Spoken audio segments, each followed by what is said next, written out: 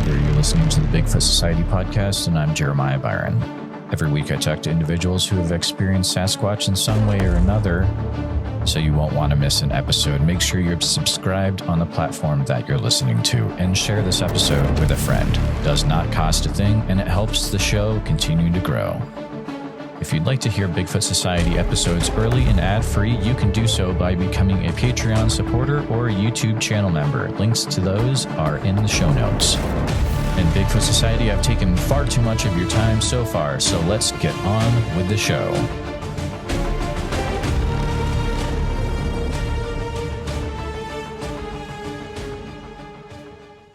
Warning, you're listening to an episode of Bigfoot Society recorded more than 3 years ago. Interviewing skills and audio quality have improved since then. Please don't judge the podcast on this one episode. All right. So thanks for coming back to the Bigfoot Society podcast. We have the pleasure of having Melissa Barackman as the person we are interviewing today, which is amazing. Thank you for agreeing to come on, Melissa. Thanks for having me. Yeah, definitely. And would you mind sharing a little bit about who you are if people do not know who you are? Which I would be surprised, but it's a possibility. So, oh, geez. I don't think anybody knows who I am, but it's really hard to put it in a description because I think we're all so many different things. But I'm married to Cliff Barackman. That's probably who more people know. Yeah, he was on Finding Bigfoot, and I actually met him on the show as I worked in production. Okay. And so we started up a museum. We own the North American Bigfoot Center in Boring, Oregon. Awesome. We've owned that for about a year now.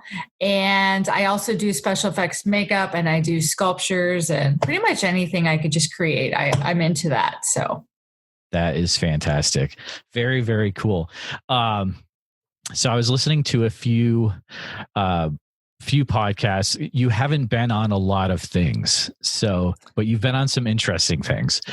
You've been on the Dive Bar podcast, which was kind of fun.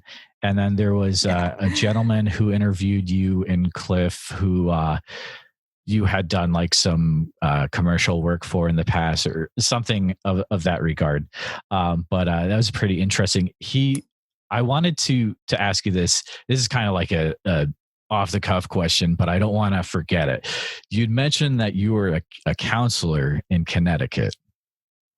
That feels like there could be an interesting story there. Is that anything that you could, so I grew up at a summer camp, and I am very drawn to that atmosphere, but can you tell me more about that? That's very cool. Yes, growing up, I never actually got to go to any summer camps, but I was working at Hollywood Video during the summer between college break, Wow. And my friend Mike Newell, he called me up and he said, "Hey, we're short staffed up in Connecticut. How do you feel about coming up here?" And I say yes to pretty much everything. And that could be terrible, but I thought, I've been at Hollywood Video for how many years now or whatever. I just felt like what a great opportunity to get out of where I grew up and experience something I'm not used to and do things that scare you. And that kind of did, because I didn't have a background. Yeah. So I was like, well, what's a summer camp like? And it was so fun. And pretty much every 80s movie you've ever seen about summer camp. It totally is. Yeah. It totally is. And we were up to no good. Good at all, sneaking out, lots of different things. we were up to no good. A lot of things you can't, you don't want to put on audio or video, but right. But yeah, it's a lot of fun stuff. Was it the setup where it's like a mixed camp, or like you got the boys camp across the lake and the sneak across type deal? It's like all those 80s movies. It's totally like that. I mean, I know I was called a Nitnoy. And I had 10 to 12-year-old girls, and I was cabin 8A, and there was 8B, and it was mostly all, there's just separated by, sex, and then also with age, just like in the movies. So It was really fun. Like Britney Spears was really popular So I would come home and they would be like dancing and jumping around. Yeah. And it was really cool to bond with some of them. And I wonder where some of them are right now. You know, it was a really good experience for me. I get that. Yeah. And it was creepy because Blair Witch came out that summer and we had to take them Oh, that's right. You mentioned that. Yeah. Totally. So oh my goodness. So was that before before you worked at the camp or after or during that it came out? It was during. During. It had to have been, or like right before I went. I can't remember what month it was released. But it was a summer, you know, and we had to go on one overnight. They stayed with us for 2 weeks. And we would take them on one overnight as a group tent camping. And every time we would get up in the morning, there'd be piles of rocks outside of our. And it was really scary. I love it. That is so funny. Yeah. It's a great film. I love that film so much. It's a goodie. As creepy as all get out. Mm-hmm. And I guess that guy who wrote it is coming out with another found footage film. What? It's in another podcast. What was it? I haven't listened to it yet, but whatever. It's not important, but it's out there. It's like, okay. This is terrible. Someone's going to get mad at me, but it's fine. I can never think of any titles or names when I'm being interviewed or talking about it. But like 5 minutes later, I'll have it. So it's okay. I'll wake up at 3 a.m. and I'll be like, that was the one. Some of the weird stuff happens. So you said Boring, Oregon is right outside of Portland. Is that right? Yeah, it's about, I would say 45 minutes east towards Mount Hood. That really huge volcano, snow-capped all year. It's beautiful. And my husband and I live in Sandy. So, Boring's actually a little closer to Portland, but it's only like 15 minutes away. Okay. Mm-hmm. And you used to live in Portland then? Yeah, we did. We did. We moved here about, I want to say 3 or 4 years ago. So I can't remember. Man, that's we were so close to almost moving there. But my wife has, health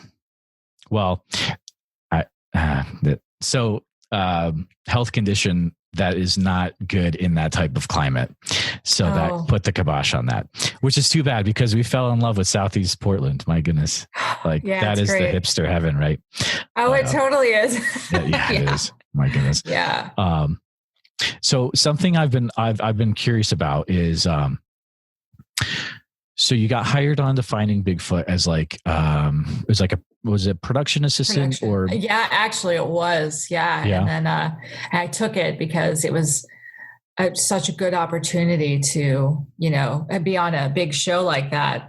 And I thought, I'll say yes, like I usually do. Mm-hmm. And I had no idea I would end up putting me together and with my future husband, it's just crazy the way the universe works like that. I was totally not in a place to even be there, honestly, but it was perfect. And so for some of our listeners, let's say that like they're totally into Bigfoot and they have no idea what production assistant is maybe a summary of that. Basically it's the first job you get, if you want to go and work on a set, I want to be a PA. And most of the time, I lived in Pittsburgh, so I didn't really get paid for a lot of stuff, but you're the grunt. So you're doing all the things for every department. You're throwing away trash. It's like the base level.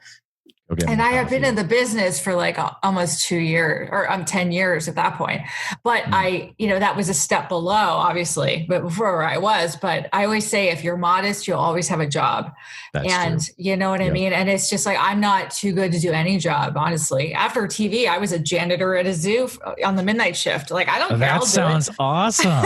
It was awesome. Yeah. How has that never come out anywhere? That's fantastic. I think you're the first person I've told. All right, let's get into it. So you were a janitor at a zoo? I was. I realized that I could make more money because I knew I was going to come out here because we were dating for almost 2 years. And this was like the end game. It was like me coming out here. Sure. Because I could not get him to come to Pittsburgh. That's for sure. There's no way Cliff's going to Pittsburgh. I don't know your husband, but I can guess that will never happen.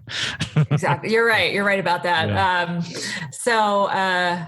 I figured, I worked a couple shows in Ohio, and then I realized like I was driving all the time, not making the money. And I found out that you make so much more money as a janitor in a union for the zoo at midnight. And I thought, well, that's interesting.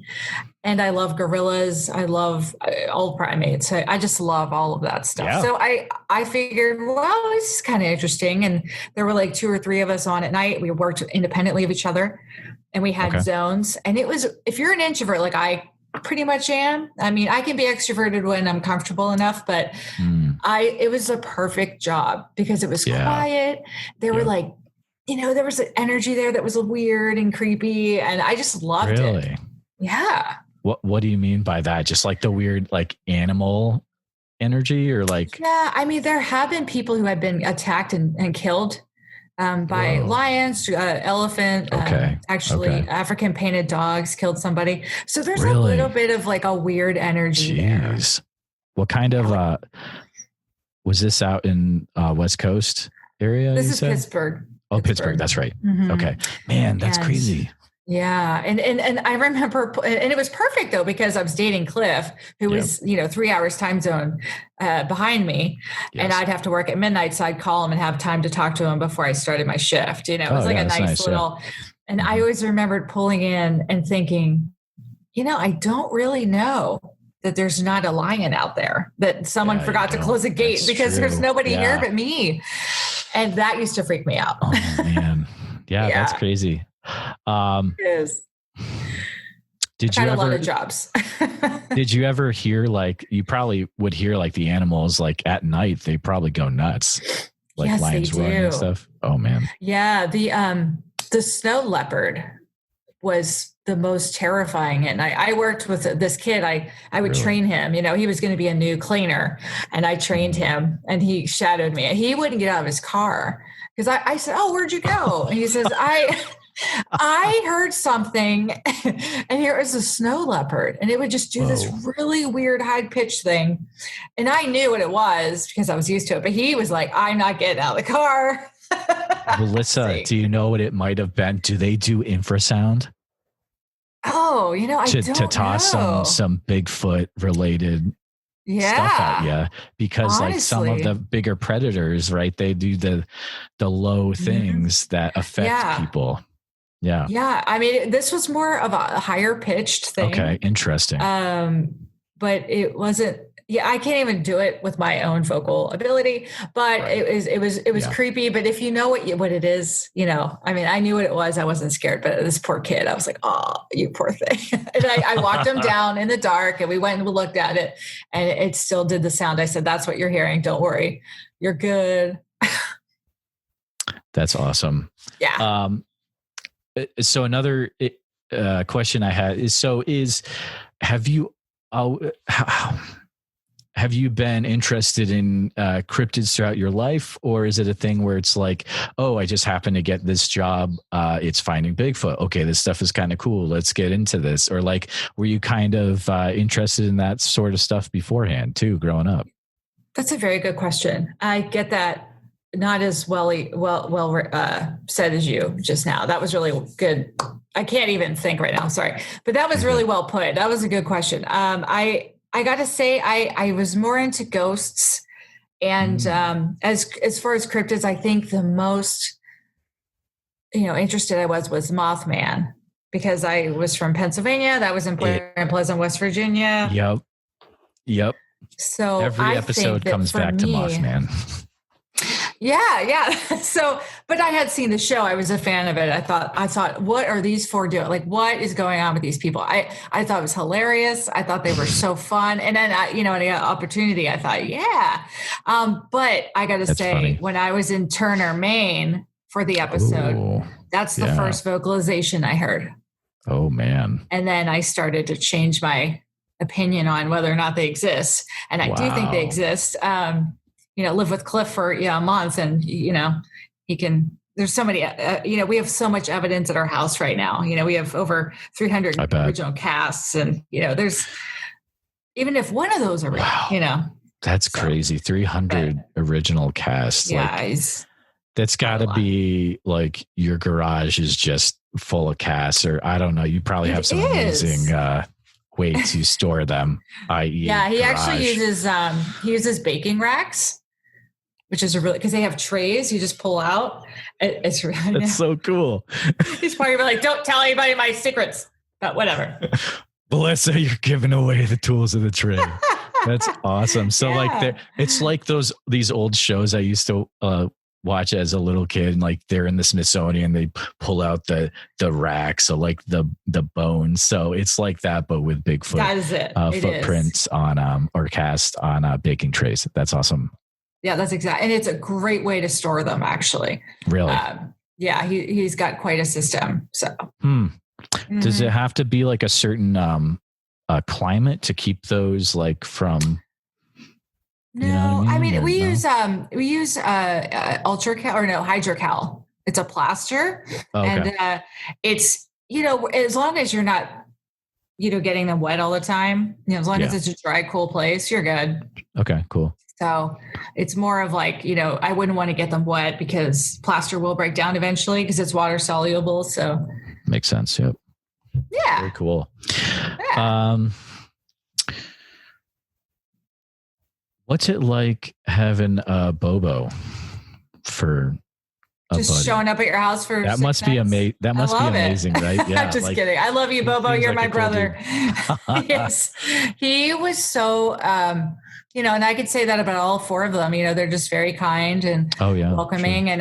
And Cliff and Bobo are really close in real life too. And, he cruises up here and we'll couch surf for a while. And, and that's okay. Like he's always welcome. And he's just such Bobo is an anomaly, Yes. And he forever will be. Just love the guy. Well, probably one of the best anomalies you can hope for. I mean, yes. He seems like he's a cool guy from what, Yeah, he would give you the shirt off his back. He would support you. He's so kind, And actually, Cliff and Bobo have a podcast too called Bigfoot and Beyond. And it's fantastic. It's you listen to it? Yeah. That's so nice. It's I was gonna say it eventually, but I didn't want to come off as super fanboy. But it's really good. Like kudos to your husband and Bobo. They're good. Yeah, they're having really, they're just having so much fun with it. And, with all the guests, really interesting guests. And I don't know, it's going pretty well so far. Yeah. And they seem like they are, they're kicking it up a notch with who they're starting to partner with, which it's very encouraging to see that. Yeah. I think they got on Revolver. Cool. I think that's the network or something very cool. Like that. I hope I'm not saying it wrong, but because they have ads come up in the middle of their episodes now, which is cool. So yeah. And they read them, right? Do they read them? Some of them, it's like, hey, next podcast on iHeartRadio, and you're like, whoa, this is whoa, okay, I had no idea. That's kind of I need to listen to the newer ones, I guess. Yeah, they're good. You should check out your husband's podcast. I should. I really should. So let's see. Another thing I was curious about is, so have you always, you're big into creating different things right now. You create, I think I've heard that you've created like the fingers, Bigfoot fingers for the museum, stuff like that. Yeah. You're very into like special effects and like, horror makeup, and your Instagram has some crazy stuff. Like every once in a while I'll see a picture from it. It's like, holy mackerel, some guy got bit by a shark. It's like, oh, it's just Melissa making some guy look amazing. Thank goodness. Yeah. But have you always done that stuff growing up, or is that something you got to, like, you went to college for it, or you just like, that was your thing? I got to say, I always had a passion for horror. And I think what I didn't even know, like special effects so much, because I think the first taste I got of something, like seeing something being put on, would be Michael Jackson's Thriller, Rick Baker, doing the makeup for the music video, which still is kind of creepy to me at 41. Yeah. I'm still a little scared. That's such a good video. The way that they turned him into that, I could not even... I had no idea how you could do that. And that to me was the starting point, I think, where I started to notice, this is makeup. This is someone else's vision. They created this. And then there was I think it was 87. Okay. And I saw a movie called Summer School. And it had Mark Harmon in it. And he was like really from young. Double Bit? Wait, from Double Dare? Yes. I think it has to be the same. Yeah, Mark Harmon. That's got to be the same guy. If not, I'm going to get called out, but whatever. Yeah, I'm 36. I totally think it is. We're similar in like... Yeah, I think it is. Yeah, and I think Carl Reiner, directed that one. It was just so fun. Like they had to go to school and they didn't want to be there, so they made like poking out their eyeballs with the pencils and then eating it because it was gum. That movie was kind of the start of it too. I just remember those 80s. Okay, and so you're like, I could do that too. I could make but I never thought that I could go to school for that because I mean we're still old enough now that wasn't an option, really. I mean, I went to school for communications journalism, whatever. But cool. It's good. I jumped through the hoops. I did the thing, got a degree, whatever. But honestly, I would have tried to go to Tom Savini's school in Pittsburgh. Actually, it's like south of Pittsburgh. He has a whole special effects, school there, and I would have done it differently. I didn't know. I know my family, we couldn't have afforded to send me there. I mean, it's real expensive. And honestly, I tell kids now, when I work on commercials or movies, they say, like, if they're an extra, they say, how do I get more acting jobs? Or how do I get into this? I said, volunteer to be a PA. Because guess who you work for? A director. Yep. Guess who casts in movies? Directors, do all the hard work, do all the production stuff. Exactly. And then you understand you'll be a way better actor if you do production because you know kind of like how everything works. And even with like effects, just volunteer. I probably wouldn't even gone to college, no offense, but I probably would have just started making things and volunteering and getting jobs that way. That is legit. That is awesome. Yeah. Just do it when you're young and work at it and just try to connect with people and you will get a job. That's good advice. That's really not good to throw away college. No, college is so good too, guys. Just get it's great. Like crazy. Go to school. Yeah. What would you say so it's obvious you have a big love for horror. When do you think that started out? Probably in the 80s. Yeah. So like, I'll be more specific, like as a little kid or like, is there something? So for me, like with Bigfoot, it's like, I can remember watching In Search of with Nimoy with my dad. And that's the thing where it's like, boom, You're into it. Yeah. Yeah. And I think mine too, Exorcist and Amityville Horror. Oh, totally. I saw those way too young, honestly. But I had an older sister and she'd have her girlfriends over and I would sneak in. Yeah. Nightmare on Elm Street, Michael Myers, all those good, I was just really classics. Into it, and like I said, I didn't know that you can actually do something with it or try to get a job or, but I just figured if you just, when I make stuff, and I'll bring it in the museum to sell, like a severed Bigfoot finger magnet, or I have these monster teeth mandibles that I paint up real gross and they're wet looking. And that's awesome. And Cliff's like, okay, we'll see if they sell. And then, maybe some weirdo will come in and buy it. But most of this, like, that's not my crowd. I know that that's probably not my people that are going to be into that. Like, I think horror conventions and things like that. That's my people. Yeah, sure. Totally. And, do you go to horror conventions then or like set up a booth or? No, I haven't. No. I usually just work with Cliff. Like when we do something, I just work a table. But like I said, it's good because we're interested in different things, but we run the business and we have different roles in that business, but we work really well together. So I think, which is good. If I was obsessed with Bigfoot and I knew everything and I had such a strong opinion about what I think it is or they are, I think that wouldn't really work out so well. Because it would be tricky, wouldn't it? Yeah. Yeah. And I honestly think it's a great marriage because, double meaning, but it's just, because we both let ourselves do our own things and be who we are. And I don't know, it works out well. Very cool. Can you, I guess kind of leading into, I know you've talked about this in other places, but let's talk about like, why was it that you guys felt compelled to create the North American Bigfoot Center? What kind of led into that? Well, we moved out here And the show had been, off the air for about 2 years at that time. I know. And we had so much evidence, so much stuff. He's collected for 30 years. He's got so many things. And we just discussed about what's our next move. What do you think?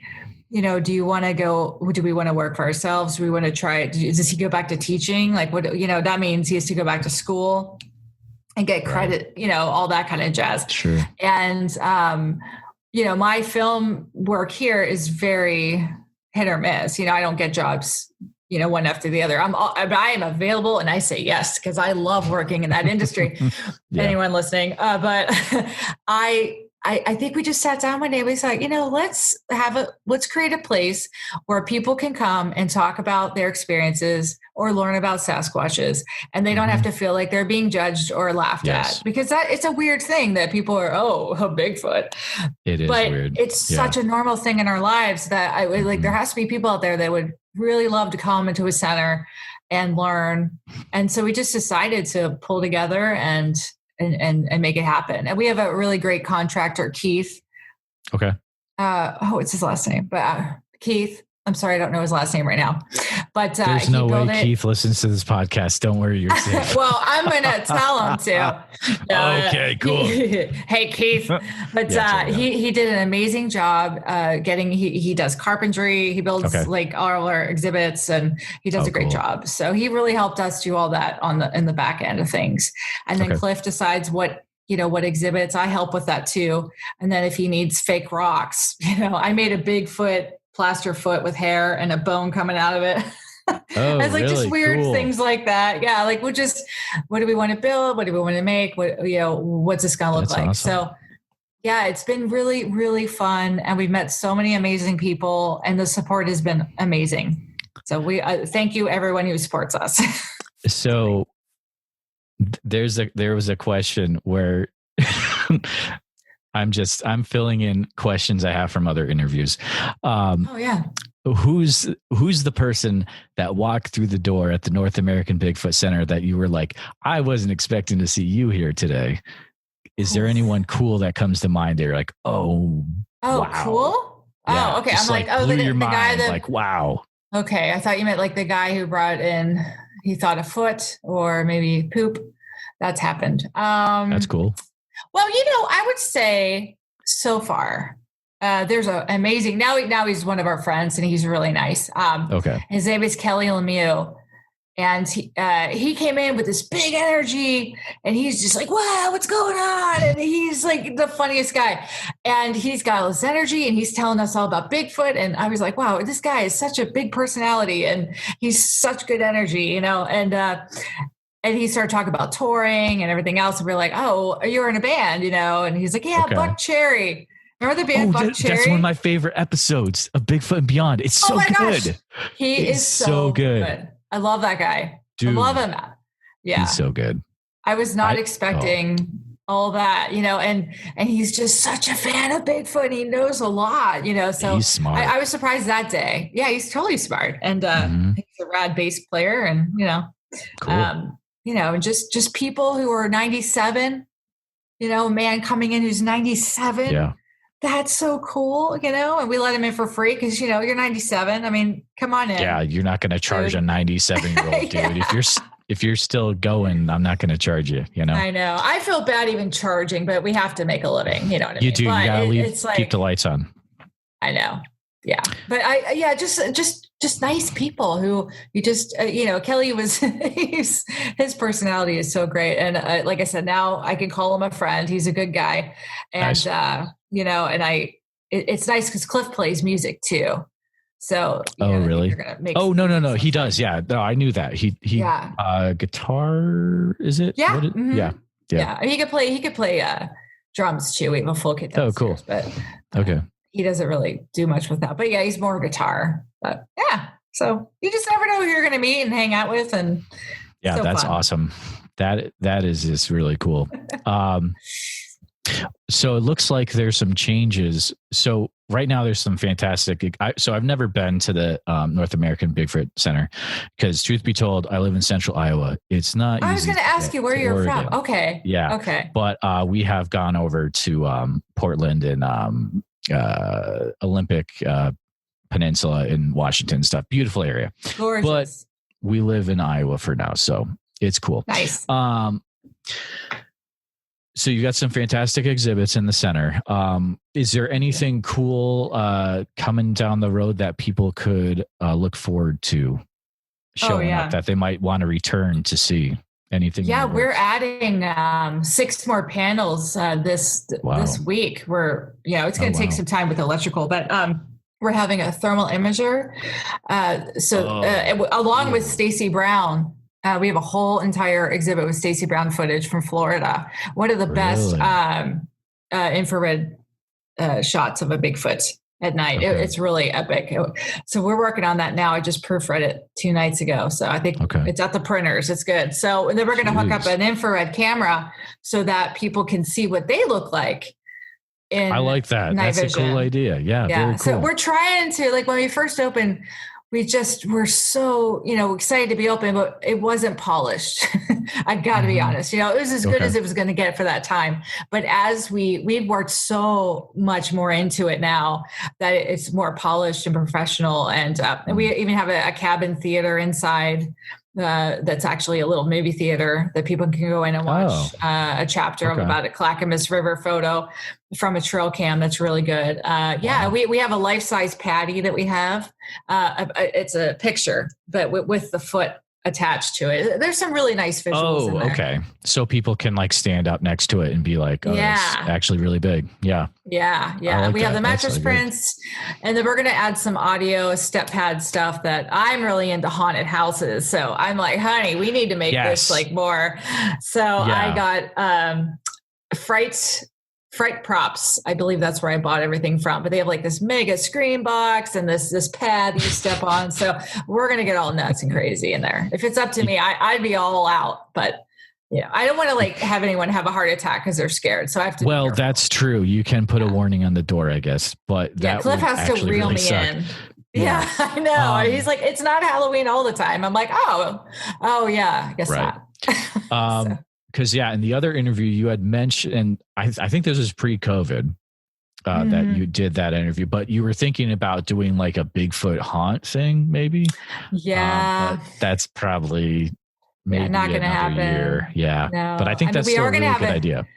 Thank you so much. And I know we're going to eventually we're probably about 2 clicks away from doing the Yeti cave. Behind all the exhibits, there's a cave that we're going to be building eventually, but we're kind of waiting to see how this whole thing works out with COVID. And, we don't want to put a whole bunch of money into something if we're not really sure if it can stay open. So we're trying to kind of hold off on that, but it's coming if everything works out. So keeping the lights on. You had mentioned, or you or Cliff mentioned that there is like the potential of a Patreon. Oh yes. Okay. So I should mention also, yes. You know that it would be just like, it would be amazing if you set that up. It'd be like. I'm so excited to start that. Because membership, I mean, I'm so excited about that. But we tried to figure it out. We're not real techie people, but I will say we just hired Connor Anderson from Colorado. He's just moved here and he's currently living with us. And we love that guy. So we really trust him. He's been doing really great work. He's mature. He's modest. That's what, like, most importantly, I want someone in there who's not going to be like a know-it-all. He's so nice. And so we brought him in. And not only is he going to do a lot of shooting videos because he has a really good film background, and he's 29, so he can like tech stuff. He can figure out Patreon way quicker than Cliff and I can. So true. Now that we have another person on board, Connor Anderson, it's going to be so nice because Cliff and I, we're going to have a little more time to do other work that we have coming, but also somebody who loves Bigfoot as much as we do and wants the business to excel. So that's exciting. I'm so excited that he came. Yeah. Very cool. Very cool. Yeah. That's good to know that you guys are still going towards that, because I think that could really, help give the center the extra boost that it might need during this time where, I'm sure people are starting to come back, but I mean, I know everything is affected as well. It is, we just gotta like day by day. That's why I just keep telling myself, just day by day, don't read the news 3 times a day because I'm obsessed with like, well, what's going on now, but day by day. And people have been coming, and supporting every day. Our numbers are good. And that's, we can't say it enough how grateful. And I can't even believe that like, A, I own a business. And 2, like it's a Bigfoot museum, but that people come. And I mean, we've been building it for so long that it's just, you could like cry about it because you're just like, I can't believe people want to come here. And then hearing them in the back laughing or enjoying it. It is like so heartwarming. I can't say it enough.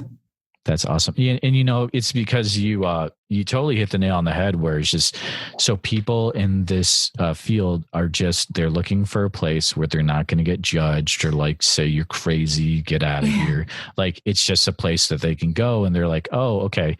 Everyone here is cool. I can be. So I have a ton of people around the world that listen to this podcast, but I'm very selective who I tell in real life that, yes, I have a podcast called Bigfoot Society, because I know some people are just going to be like, dude, what are you doing? And it's whatever, but they just need people just need a safe place. And for us, it's the North American Bigfoot Center. So thanks for making that. Families too. Oh, you're welcome. And families, it's been so amazing because honestly, summertime, kids are home. They've been home for a very long time now. Yeah, sure. And we get so many families.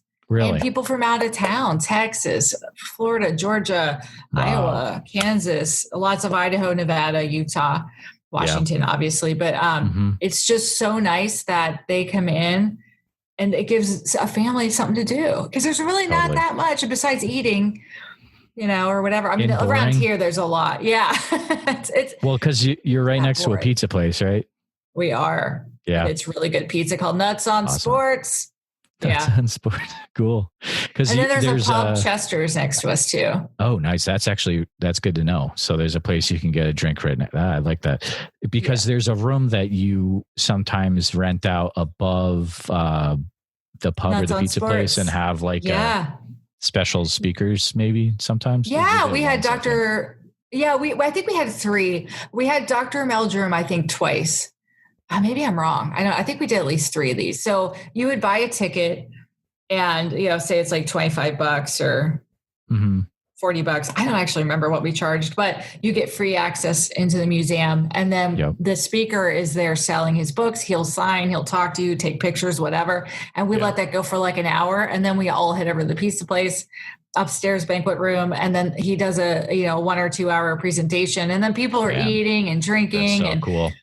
I love doing those and I miss it. We can't do it now, obviously, but when things get better, we'll be bringing that back. Cause that was super fun. We had Tom Powell. Do you know that guy? I've heard a few things with Tom in it. Yeah. Yeah. Oh, I love Tom. He's one of our friends. One of the first people I met when I lived here and when I moved here, he's amazing. He's so good at speaking and he's paranormal. And that's just proof right there. One of Cliff's best friend, but he's paranormal and doesn't share the same ideas. Oh, but yet that's they true. Could be best friends. Well, Cliff always says that I don't have to agree with someone in order to hang out with them, which I think is a huge thing that our culture has forgotten, that it's okay to hang out with someone you don't agree with. Exactly. And not freak out. So I've always respected Cliff for saying that. That's really cool. Thank you. Yeah. He's just, he said it. He nailed it on the head there. I don't know. Yeah. That's how Cliff is. We have the strangest friends. Some of them here, I know, you know what I mean? It is like an array of amazing people who no one's like the other, there's just such an array of amazing people in my life and they're all different. And, I bet. I love the people out here. They're so fun. It's a really cool culture out there. Yeah. Yeah. You got something cool in Oregon, definitely. So it's beautiful. I know there's a lot of people in this community that, they like places like the North American Bigfoot Center, and there's others across the U.S. as well. But how can, let's say there's people that they can't come to your center. What are ways that they can help support you guys? Oh yeah, they could. They could share posts. They can go on, and they can make a donation. We've had people do that, but we really appreciate it. It's not necessary though. Also, there's on our website we do have a store, we sell T-shirts, stickers. I don't even know what's up there right now, but that's also why Connor's here, so he can help us get more stuff up there. Oh, fantastic! But we ship anywhere, even casts. Cliff has a certain amount that he has the intellectual property for. And that people can get a cast from Cliff. We'll ship it out. So like that. How do you? Oh boy, it's intellectual property for a cast, so he can make like copies of the cast. Yeah, like he has mother molds of all the originals, and then he has, he has to get their permission. Like we don't sell anything that we don't have the rights to. So. Oh, that is so smart. So like. Yeah. Oh man, that's super, super smart right there. Yeah. He's a smart guy. Cool. Yeah. Yeah. So that is, some of the ways, I guess, buying stuff or just telling your friends or sharing posts, like anything. It doesn't have to be buying or supporting us with money, but even just supporting us by sharing or liking or whatever, and, we're probably going to do another Facebook Live, and those are fun. I like those. Those are fun. Yeah. Thank you. And especially if you're making new stuff, like, that's a great time to do another one of those, I think. But very definitely. Cool. Yeah. Did Cliff ever figure out like the whole Facebook thing, getting locked out of Facebook, or? Nope. He's still using mine. Maybe Connor has magic regarding that. Yeah. I think that's terrible. Perfect. Yeah. I'm going to have to bring that up to him. Maybe he can figure it out. It's been such a weird thing. They can't verify that he lives here. And so I just said, just sign in on mine. And then now I'm an admin on his page, but like, I don't even know how to do that. So All right. It's very strange. Before we transition to something else. So I like to close out the main part of the episode, or the main episode by, so let's say if people are listening to this and don't know who you are, what is the best way that they can, how would you like them to keep, if they want to keep up to date with what you're doing? Oh, like on social media. Plug your stuff. Plug myself? Yeah. Okay. Yeah. I'm Melissa Barackman. I love all things horror and sculptures and Bigfoot, whatever. And you can find me on Instagram, melissa.barackman, Facebook, Melissa Barackman, Twitter, Melissa Barackman. So that's where I'm at. Yeah. And the North American Bigfoot Center, best way to... Oh, yeah. Yeah. NorthAmericanBigfootCenter.com. If anybody out there has a sighting, has a picture, has something, please email us at NorthAmericanBigfootCenter@gmail.com. Okay. Because Cliff or I read those. So nice. Yeah. And possibly Connor now. I don't know. But we look into everything. Cliff is actually at a location right now looking not far from here. There was a sighting. So that's really? What he's doing right now. Yeah. Very cool. And so we always follow up on any reports. But anyway, Other than that, we're North American Bigfoot Center on Instagram, Twitter. I think it's NA Bigfoot Center. Okay. And then Facebook, North American Bigfoot Center.